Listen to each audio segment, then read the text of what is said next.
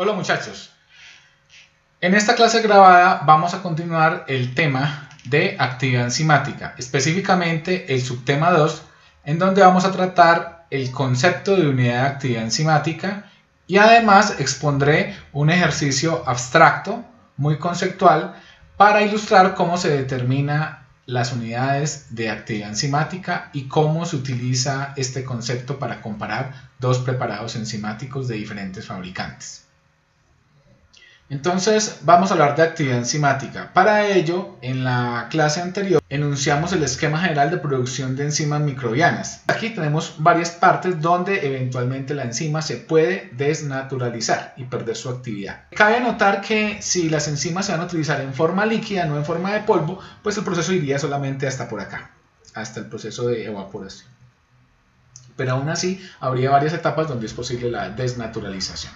También hablamos que eventualmente cuando se obtiene, por ejemplo, un gramo de producto, un gramo de enzima, puede haber impurezas que no son proteínas. Habrá otra fracción de ese gramo de producto que son proteínas que no son enzimas. Pero también puede haber otras enzimas, pero que no son la proteasa, no son la enzima que queremos producir. Y finalmente esta zona de acá correspondería ya a la proteasa propiamente dicha, que fue para la cual hicimos todo este proceso desde acá para obtener la proteasa como producto final. Pero resulta que aún así una fracción de esa proteasa, debido a lo que dijimos, a las etapas donde puede haber desnaturalización de las enzimas, resultó inactiva. Mientras que esta parte que está aquí blanca es la que efectivamente sobrevivió todo el proceso y es la que podemos utilizar en la industria. Sin embargo, es virtualmente imposible con un método analítico que los que utilizan las industrias, que tienen que ser un método analítico rápido, que todo este gramo podamos averiguar la estructura tridimensional de cuánto de cada molécula y poder saber entonces qué fracción está activa y qué fracción no está activa. Y esa información es súper importante para la empresa porque con base en eso pues podemos definir la pureza y la actividad de cada preparado enzimático. Entonces nos vemos abocados a poder evaluar la actividad de una enzima, no de manera directa, es decir, mirando todas las moléculas a ver cuál tiene la estructura tridimensional y cuál tiene y que por lo tanto es activa, sino de una manera indirecta.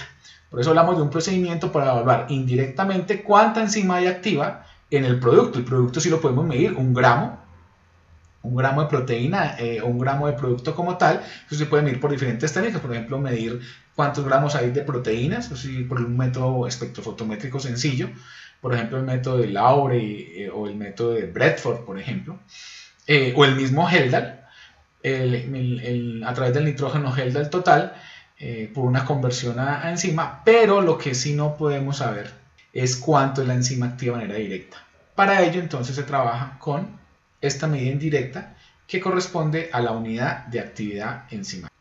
Es necesario cuantificar la acción catalítica que realizan las enzimas en los diferentes procesos en donde se aplican, es decir, qué tan activa está la enzima para poderlo utilizar en un proceso dado.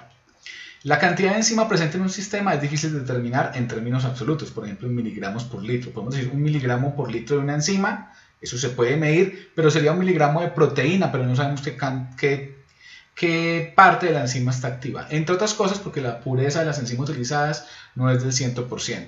Y como lo vimos, los procesos de purificación pueden conducir a que una parte de la enzima se denaturalice e inactive, por ejemplo en el proceso de evaporación al vacío.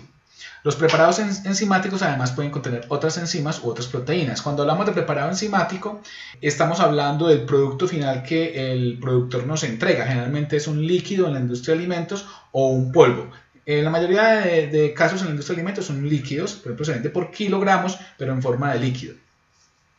Entonces, en ese caso tenemos la enzima como tal activa. No sabemos cuánta enzima activa hay, pero sabemos que está la enzima ahí activa para que funcione. Pero también hay otras enzimas que no están activas, otras enzimas que no son las de interés y otras proteínas que no son enzimas. Entonces, por eso lo llaman en general preparado enzimático, para diferenciar lo que tengamos la enzima pura activa, que sabemos que es muy difícil de obtener. Entonces, ante la imposibilidad de cuantificar en la práctica la proporción de enzimas activas e inactivas, crearon el concepto de unidad de actividad enzimática, de unidad internacional de actividad enzimática, en un congreso internacional de enzimas que realizó la Unión Internacional de Química Pura y Aplicada por allá en los años 70. Entonces se definió una unidad de actividad enzimática como la cantidad de enzima que cataliza la transformación de una micromol de sustrato por minuto en condiciones estándar. ¿Sí? Entonces, de nuevo, esta definición es un poco compleja de entender y a eso me voy a dedicar en esta clase, a tratar de transmitirles el concepto de unidad de actividad enzimática. Entonces, para ilustrar este concepto, digamos que vamos a analizar esta reacción enzimática. La hidrólisis de la lactosa, que es un disacárido compuesto por glucosa y galactosa, en un proceso de hidrólisis, ¿cierto? Con agua, para formar glucosa y galactosa, que son los dos monosacáridos constituyentes de la lactosa, bajo la acción de la enzima beta-galactosidasa, o llamada también comúnmente lactasa. Generalmente el nombre de la enzima, el catalizador, se pone entre corchetes encima de la flecha de la reacción. Es una reacción de hidrólisis, por eso todo eso se lleva a cabo en un medio acuoso. Entonces digamos que tenemos un sistema de reacción, un Erlenmeyer por ejemplo, donde tenemos aquí un volumen de reacción, un volumen de trabajo o volumen de operación.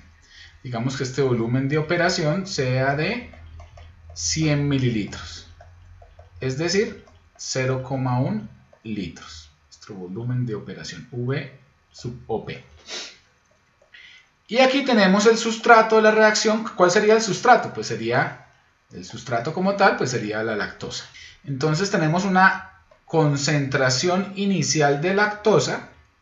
Pues S mayúscula sub 0 corresponde a la concentración inicial de lactosa, es decir, en el tiempo t igual a 0. Digamos que esa concentración es de 100.000 micromoles de lactosa por litro.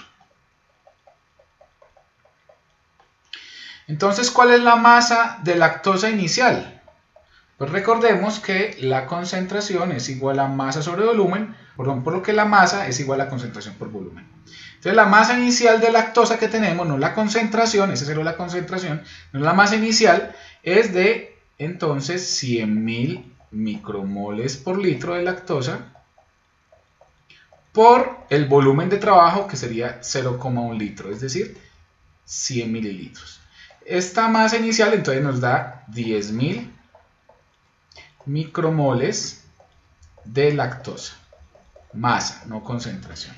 Y entonces en el momento de tiempo t igual a 0, agregamos 1 mililitro de preparado enzimático de lactasa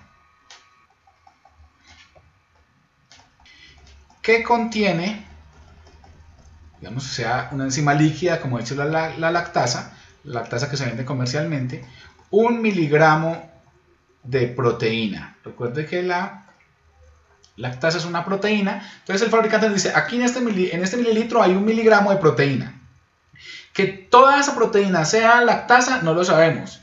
Que toda esa proteína sea lactasa activa, tampoco lo sabemos, pero sabemos que hay 1 miligramo de proteína, y que ahí está la lactasa como tal. Digamos que transcurre 1 minuto. ¿Bajo qué condiciones? Bueno, una temperatura en la cual la enzima beta-galactosidasa trabaje mejor.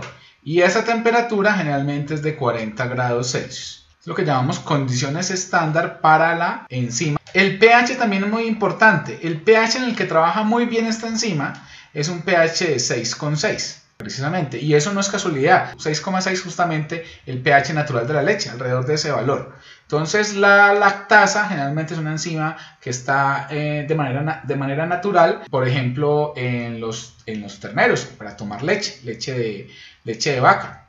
Entonces en ese sentido, pues la enzima tiene que trabajar muy bien a el pH de la leche de vaca. Estas serían las condiciones en que trabaja la enzima lactasa o beta-galactosidasa para esta reacción.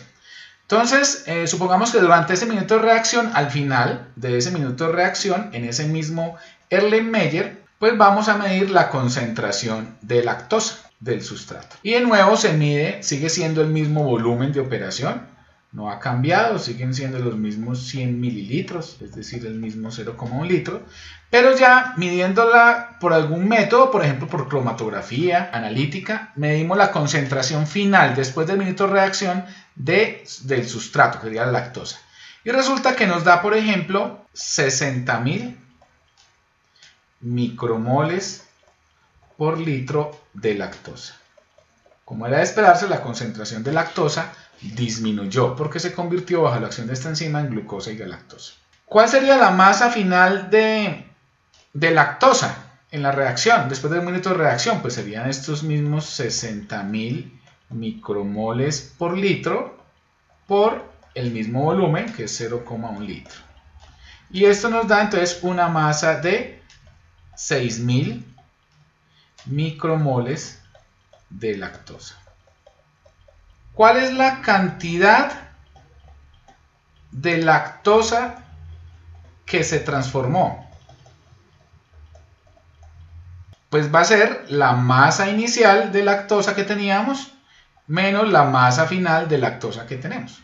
Entonces esto nos da 10.000 micromoles de lactosa en masa menos 6.000 micromoles de lactosa. Es decir, 4.000 micromoles de lactosa que se transformaron durante un minuto de reacción a una temperatura de 40 grados Celsius y un pH de 6,6. Esto es el resultado que quiero que lo confrontemos con nuestra definición de unidad de actividad enzimática. Una unidad de actividad enzimática se define como la cantidad de enzima que cataliza la transformación de una micromol de sustrato por minuto en condiciones estándar. Entonces, con esa definición vamos a tener en cuenta lo siguiente.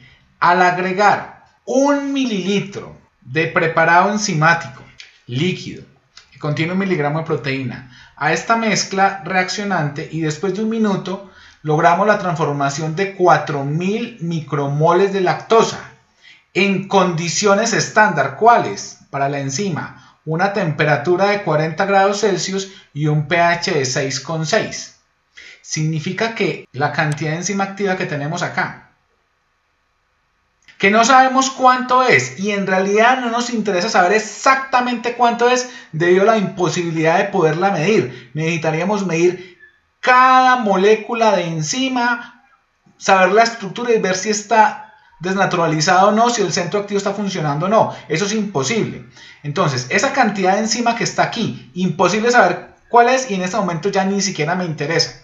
Esa cantidad de enzima activa logró transformar 4.000 micromoles de lactosa en condiciones estándar. Vuelvo y repito. Significa que según la definición, si se transforma una micromol de sustrato en un minuto en condiciones estándar y tenemos una unidad de actividad, aquí lo que tenemos no es una micromol de sustrato que transformó, sino 4.000 micromoles de sustrato que transformaron en condiciones estándar por esta cantidad de enzima que hay aquí. Por lo tanto, decimos que esta cantidad de enzima que hay acá, que está contenida en 1 mililitro preparado enzimático, que a su vez está en 1 miligramo de proteína, tiene 4.000 unidades de actividad enzimática. Se le asignan 4.000 unidades de actividad enzimática. Una forma indirecta de saber qué tanta enzima activa hay acá. Imposible saberlo directamente, pero le asignamos 4.000 unidades de actividad enzimática.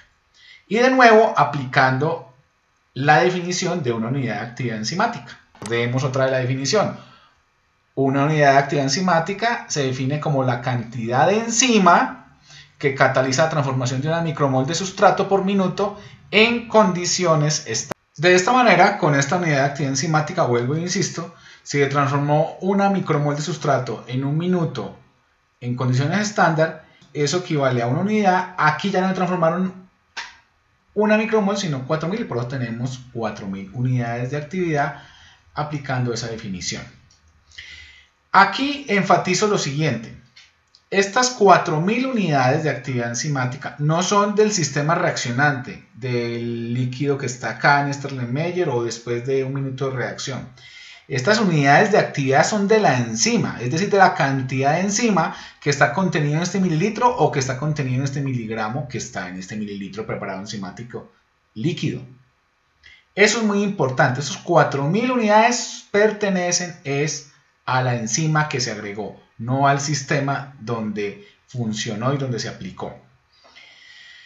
Ahora bien, una forma de ilustrar el concepto de la utilidad de las unidades de actividad enzimática que tuvimos acá es, por ejemplo, comparando diferentes actividades enzimáticas, cantidad de actividades enzimáticas de dos preparados enzimáticos de la misma enzima, pero que vengan de diferentes fabricantes. Entonces, por decir algo, digamos que este experimento abstracto mental que hicimos acá con lactosa, lo hicimos utilizando el preparado Lactosim de Novozymes, la empresa danesa de Dinamarca. Pero vamos a repetir este mismo experimento con otro preparado enzimático de otra empresa, bajo las mismas condiciones. Y eso es lo que vamos a ver a continuación. Ese preparado enzimático de otra empresa lo vamos a llamar Maxilact, que puede ser, son nombres comerciales reales, de la empresa DMS, que es de Holanda, que también produce lactasa. Entonces, digamos que para esta repetición del experimento bajo las mismas condiciones, trabajamos con los mismos 100 mililitros, la misma concentración inicial de lactosa, y por lo tanto tenemos la misma masa inicial de lactosa de 10.000 micromoles de lactosa, con 100 mililitros de volumen de trabajo. Agregamos entonces 2 mililitros de preparado enzimático, ¿de cuál? Maxilact, y que esos 2 mililitros contienen, por ejemplo, 1,5 miligramos de proteína. Pues a la cantidad en líquido del preparado se le hace, por ejemplo, un análisis de proteína por Bradford o por Lowry, o pronto más inexacto por nitrógeno Haldal total, y entonces averiguamos entonces cuánta proteína hay como tal. Proteína no sabemos si ese 1,5 miligramos es todo enzima lactasa, y no sabemos tampoco qué cantidad hay de enzima lactasa activa, pero que hay enzima lactasa, hay enzima lactasa. Esto entonces sería nuestro preparado Maxilact. Sí, Maxilact. Y resulta que hacemos el mismo experimento, un minuto de reacción a las mismas condiciones estándar de 40 grados Celsius y 6,6, y resulta que al final la concentración de sustrato ya va a ser de 45.000 micromoles de lactosa por litro. ¿Eso qué implica? Que la masa final de lactosa que tenemos después del minuto de reacción, después de haber agregado el preparado Maxilact, va a ser de 45.000 micromoles por litro por 0,1 litro. Es decir que vamos a tener al final como masa 4.500 micromoles de lactosa. Y de nuevo, comparando la masa que hay de lactosa acá al final, después del minuto de reacción, y la masa inicial que eran 10.000, entonces pues nos da la cantidad de lactosa que se transformó, que sería entonces las 10.000 micromoles iniciales en masa de lactosa menos las 4.500 micromoles finales en masa de lactosa. ¿Y esto qué nos da? Entonces nos da 5.500 micromoles de lactosa que se transformaron durante un minuto de reacción a una temperatura de 40 grados Celsius y un pH de 6,6. Y recordando de nuevo cuál es la definición de unidad internacional de actividad enzimática, que es la cantidad de enzima que cataliza la transformación de una micromol de sustrato por minuto en condiciones estándar, pues aplicando esa definición, pues tenemos entonces que se transformaron 5.500 micromoles de lactosa en un minuto en condiciones estándar. Entonces este preparado enzimático, estos 2 mililitros de enzima que agregamos, significa que a esos 2 mililitros le corresponde una actividad, le asignamos una actividad de 5.500 unidades internacionales de actividad enzimática. 5.500 unidades. Y eso ahí sí entonces podemos comparar. Entonces comparamos este dato, nos dio 4.000, eso sí, para un mililitro que tiene 1 miligramo de proteína. Comparamos ese dato con este otro, que es de Maxilat, y que nos dio 5.500 unidades de actividad. Entonces podemos decir que de la enzima que agregamos, aquí hay una actividad menor, 4.000 unidades, mientras que aquí hay una actividad mayor, 5.500 unidades. Lógico, aquí agregamos 2 mililitros y aquí agregamos 1 mililitro.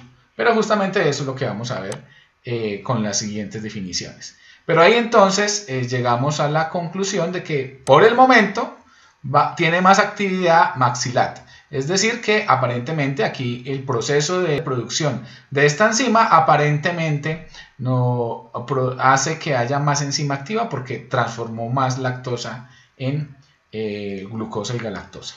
Eso por el momento. Ahora bien, ¿cómo podemos hacer la comparación? Porque es que intencionalmente en el ejemplo que les di yo cambié la cantidad de enzima que se agregó con Lactosin fue 1 mililitro, con Maxilat fueron 2 mililitros. Y también cambié la cantidad de miligramos en ese mililitro, era 1 miligramo de proteína de Lactosin y 1,5 miligramos en el caso de Maxilat. Entonces, para ayudarnos a seguir la comparación, entonces vamos a trabajar con este concepto, actividad enzimática, como el número de unidades de actividad enzimática sobre volumen de solución. Es decir, nosotros tenemos, volvamos al ejemplo, con Lactosin, ¿cuántas unidades tenemos? 4.000 unidades. ¿Y cuánto agregamos de preparado enzimático? 1 mililitro. Entonces eso nos da que la actividad enzimática, no el número de unidades de actividad, que es el número total, sino la actividad enzimática como tal, por mililitro va a ser de 4.000 unidades sobre mililitro. Y en el caso de Maxilat, 5.500 unidades, número de unidades de actividad, sobre 2 mililitros. ¿Y esto cuánto nos da? 2.750 unidades por mililitro. Entonces, para Maxilat nos dio una actividad enzimática menor que para Lactosin, que nos dio 4.000 unidades por mililitro. Entonces, lógicamente, si nos están vendiendo la enzima por mililitro, por litros, pues lógicamente yo preferiría comprar la que tiene mayor actividad enzimática según esa definición que estamos viendo acá, esta definición, número de unidades de actividad enzimática sobre volumen de solución, que nos da más, sobre todo si valen lo mismo. Digamos un litro de Lactosin que valga 300.000 pesos y un litro de Maxilat que valga por ahí 320.000 pesos también, muy parecido. Pero evidentemente aquí la enzima está menos activa, es decir que en la cantidad de enzima que hay acá hay menor cantidad de enzima activa. No sabemos cuánto, pero hay menor cantidad porque hay menor número de actividad enzimática, 2.750 unidades por mililitro, que en el caso de Lactosin, que son 4.000 unidades. Y podemos seguir trabajando con otro indicador de actividad enzimática, que es la que llaman actividad específica, actividad enzimática específica, que es el número de unidades de actividad enzimática por miligramo de proteína total. Entonces miremos cómo funciona en nuestro caso. De nuevo vamos a Lactosim. Entonces estábamos diciendo que en verde que tenemos 4000 unidades por mililitro, pero que agregamos 1 mililitro y que en ese mililitro hay 1 miligramo de proteína. Entonces acá, por 1 mililitro que contiene 1 miligramo. ¿Y esto cuánto nos da? Pues nos da también 4000 unidades sobre miligramo de proteína del preparado enzimático. Esto es para Lactosim. En el caso de Maxilat, por cada 2 mililitros de Maxilat tenemos 1,5 miligramos de proteína. ¿Y esto cuánto nos da? 3667 unidades por miligramo de proteína del preparado enzimático.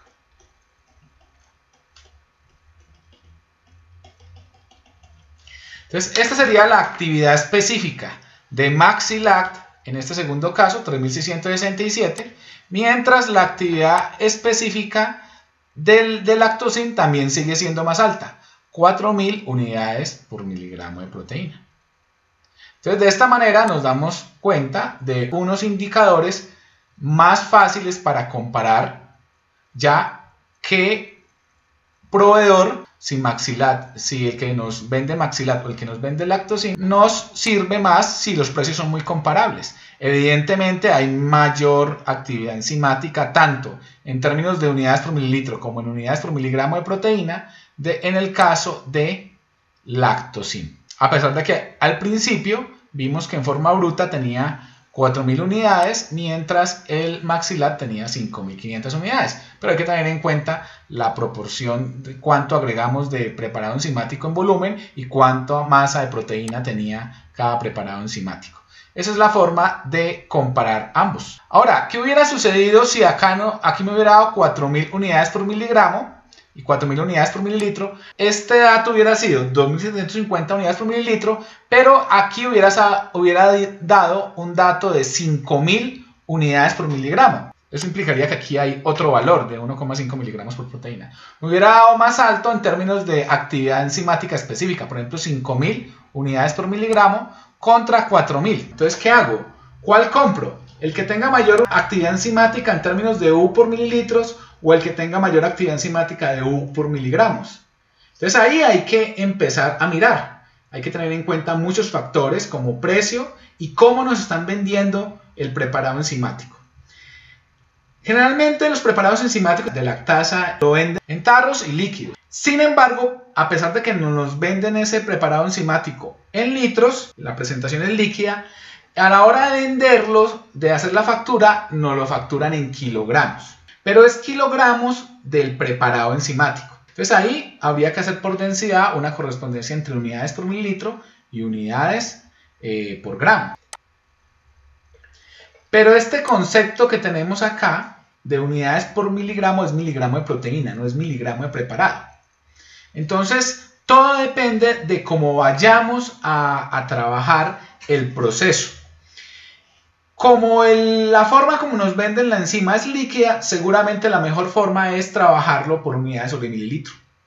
Porque nosotros vamos a hacer la dosificación de la enzima en forma líquida. Y entonces de esta manera vamos a comparar la actividad enzimática de un preparado con otro en unidades por mililitro.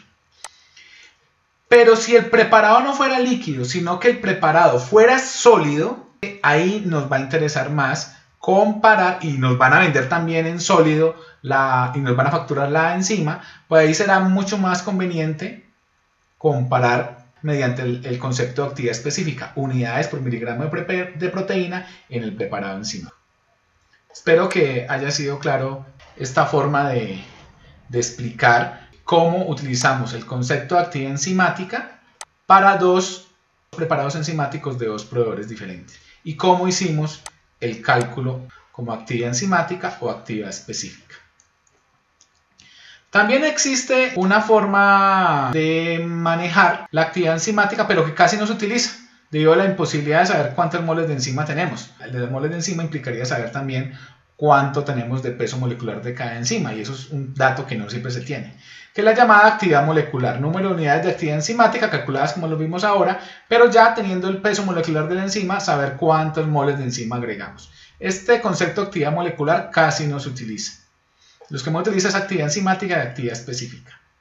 De hecho, en algunos artículos, en algunos libros, para que no se confundan, a la actividad enzimática expresada en unidades por mililitro también la llaman actividad enzimática específica.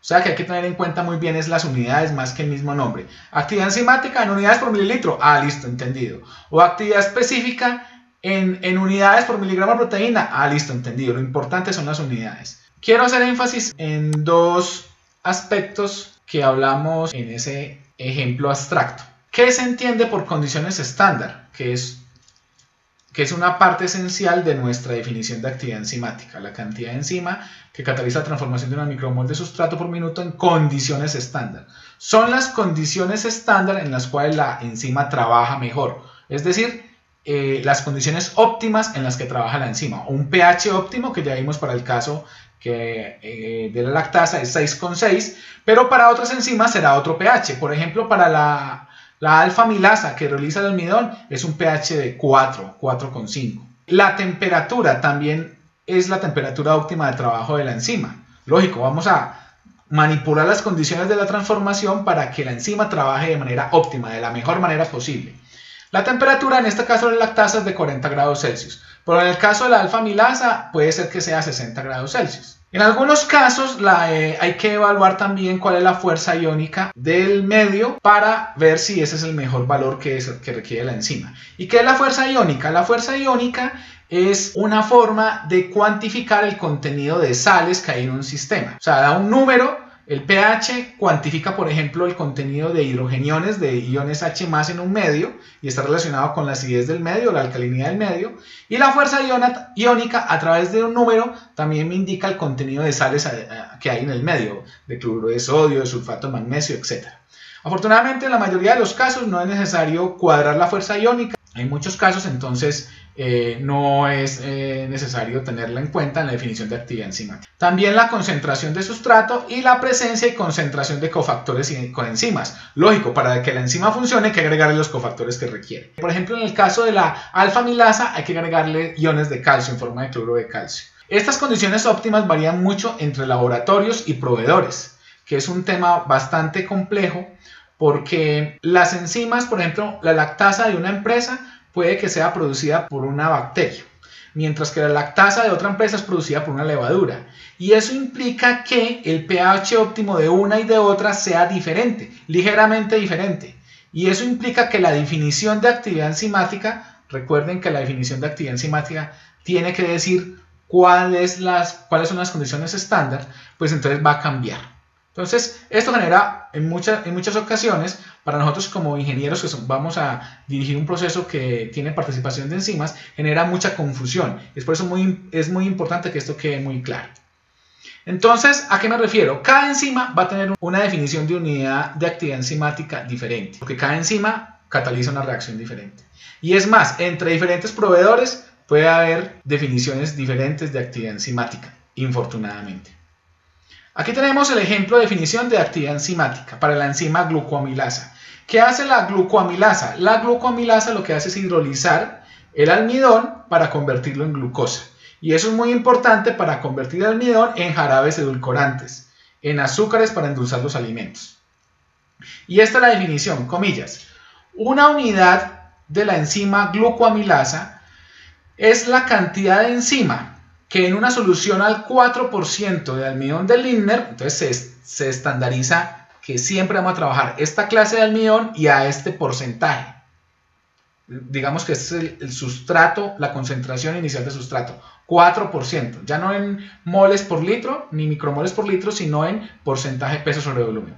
Entonces la cantidad de enzima que en una solución al 4% de almidón de Lindner a un pH de 4,5 y una temperatura de 60 grados Celsius, fíjense, se está indicando cuáles son las condiciones estándar para la reacción enzimática. 4,5 el pH y 60 grados Celsius. Las amilasas trabajan a una temperatura alta, no se alcanzan a desnaturalizar. De hecho, 60 grados Celsius es óptimo para esta glucoamilasa. Son una especie de excepción porque la mayoría de enzimas trabajan bien, pero por debajo de 45 grados Celsius, porque si no se desnaturalizan. Pero esta enzima, digamos que es termoresistente y aguanta 60 grados Celsius, es más, a esta temperatura trabaja mucho mejor. Y con estas condiciones forma una micromol de glucosa en un minuto. Una micromol de glucosa. Fíjense que aquí la definición difiere un poco de esta, en el sentido que decíamos que una unidad de actividad enzimática se define como la cantidad de enzima que cataliza la transformación de una micromol de sustrato por minuto. En cambio, en esta definición concreta hablamos de que se forma una micromol de glucosa en un minuto.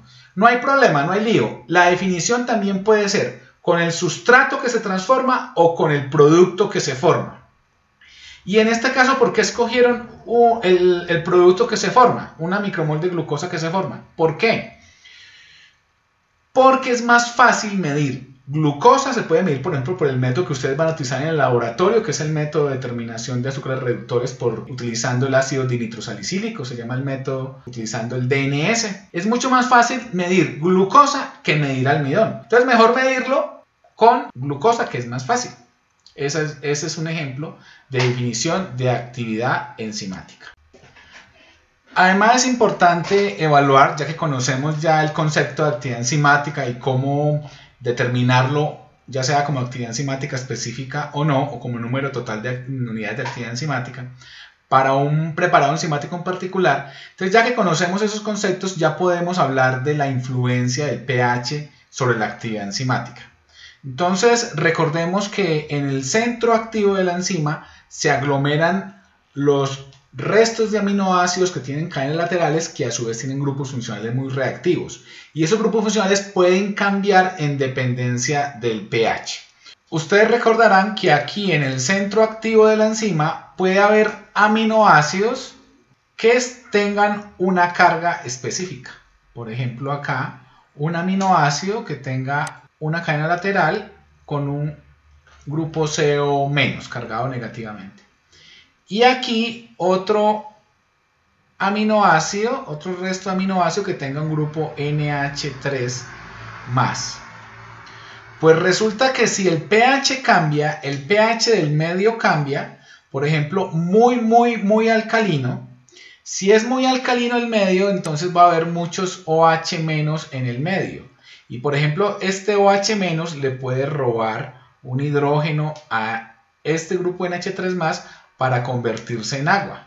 Entonces ya este grupo no va a estar cargado positivamente, sino que no va a estar cargado, va a estar neutral, NH2. Y eso puede hacer que esta atracción que había antes entre el grupo NH3+ y el CO-, que hace que el centro activo esté cerrado, por lo menos forme ese hueco. Si ya el grupo NH3+ ya no está en forma de NH3+, sino está en forma de NH2, pues ya se relaja esa unión electrostática, esa atracción entre más y menos, y se puede empezar a desbaratar, o se puede empezar a cambiar la polaridad del centro activo de la enzima, y ya la enzima no va a estar tan activa, ya este centro activo no va a funcionar adecuadamente, solamente por el cambio del pH que hace que estos grupos de acá de la enzima cambien sus cargas. Entonces, en ese sentido, los restos de aminoácidos se cargan en dependencia del pH, cambiando la conformación de la enzima. Como lo vemos acá de esta manera, por ejemplo, en un medio muy ácido, el centro activo cambia, y en cambio, cuando tenemos un pH óptimo, el centro activo sí funciona para la enzima. Tenemos el pH óptimo, que sí funciona para la enzima, pero si hay mucho H+ en el medio, pues va a cambiar la estructura de este centro activo. Entonces, por eso, para muchas enzimas tenemos rangos muy estrechos de pH en el cual la enzima es activa. Por ejemplo, aquí la arginasa trabaja muy bien en un pH como entre 9,8 y 10,4. La ureasa trabaja muy bien en pHs entre 6,5 y 7,8. La pepsina, que es una enzima digestiva que está en el estómago, que el estómago tiene un pH ácido para poder funcionar, esta enzima, pues está, por ejemplo, entre 1 y 2. el pH en el que trabaja la pepsina. Quiero que por favor miren el eje de las ordenadas, el eje Y, dice porcentaje de actividad enzimática máxima. ¿A qué se refiere eso? Cada enzima tendrá pues una cantidad de unidades de actividad, pues aquí podrá estar en diferentes valores, para la pepsina más abajo, para la uridasa más arriba, etc. Medido como unidades de actividad como lo acabamos de ver. Pero si se toma el máximo de actividad enzimática, de esas unidades de actividad enzimática, el máximo como el 100%, entonces obtenemos esta gráfica así, que se llama porcentaje de actividad enzimática máxima en dependencia del pH. A veces lo llaman también porcentaje de actividad residual, porque de 100% baja todo lo demás para otros pHs. Entonces es residual. Entonces esta es la forma como se expresa, y eso lo llamamos pH óptimo. Este rango de pH es en que funciona mucho mejor la enzima. Y lo anterior también es cierto para la temperatura. Aquí todavía es mucho más claro. Si a una alta temperatura, pues esta estructura del centro activo, debido a la temperatura que genera mayor energía interna de las moléculas, empiezan a vibrar los enlaces y por lo tanto se empieza a desbaratar el centro activo. Y por lo tanto, entonces, la enzima puede bruscamente, cuando se desnaturaliza, por ejemplo, a temperaturas de más de 45 grados Celsius, la enzima baja bruscamente su actividad, que es lo que vemos acá, este descenso después de 40-45 grados Celsius. Y va subiendo la actividad entre 0 y 40 grados, porque según la ley de Arrhenius, entre mayor temperatura, mayor velocidad de reacción. Eso es una ley que es para toda la cinética química en general, para la gran mayoría de reacciones. A mayor velocidad, mayor movilidad de las moléculas para que reaccionen unas con otras y haya mayor transformación. Entonces las enzimas también les pasa eso. A mayor temperatura, mayor movilidad de las moléculas para que se transformen, entren al sitio activo y se transformen en el producto. Pero eso es cierto hasta que ya la enzima se desnaturaliza, ya no hay centro activo, entonces ya no hay quien lo transforme. Entonces a eso se refiere esta curva de actividad. También, lógicamente, la concentración del sustrato puede afectar la formación de producto. Y la formación de producto en el tiempo, o la transformación de sustrato en el tiempo, implica unidades de actividad. Entonces vemos, por ejemplo, cómo a una concentración de sustrato baja, pues se forma poco producto, es apenas lógico con la enzima. A una concentración mayor se forma más producto y así sucesivamente. Hasta que llega un momento en que por mucho sustrato que haya, siempre se alcanza la misma concentración de producto, la misma velocidad, que eso es un tema que vamos a ver más adelante en cinética enzimática. E igualmente, otros factores que afectan la actividad enzimática se refieren a la presencia de inhibidores. Entonces, algunas enzimas tienen una inhibición por una sustancia, un tercero, una sustancia que no es ni producto ni es sustrato. Por ejemplo, acá tenemos esa sustancia, el inhibidor, como esta forma de color magenta. Cuando un inhibidor se une a la enzima deja de trabajar, deja de llevar a cabo la reacción enzimática. Entonces eso hace que su actividad enzimática medida como unidades de actividad baje. En este caso tenemos la inhibición competitiva, en la cual el inhibidor y el sustrato compiten por el centro activo de una misma enzima. Si entra el centro activo del inhibidor, no hay reacción. El sustrato ya después no puede entrar porque está ocupado con el inhibidor. Pero el inhibidor, si se despega, entra el sustrato y el sustrato ahí sí se puede convertir en producto. Y ahí sí podemos evaluar la actividad enzimática. En estos casos tenemos una inhibición reversible porque el inhibidor no queda pegado toda la vida al centro activo, sino que el inhibidor vuelve y se despega. Eso se llama inhibición competitiva. Y hay otra inhibición no competitiva en el cual el inhibidor entra exclusivamente a otro sitio llamado sitio alostérico. Sitio alostérico. Alostérico significa otro lugar. Alos, otro, esteros, lugar. Entonces, del griego. Entonces, este inhibidor no entra a la enzima por el sitio activo, sino por otro lugar, por el sitio alostérico. Pero cuando entra,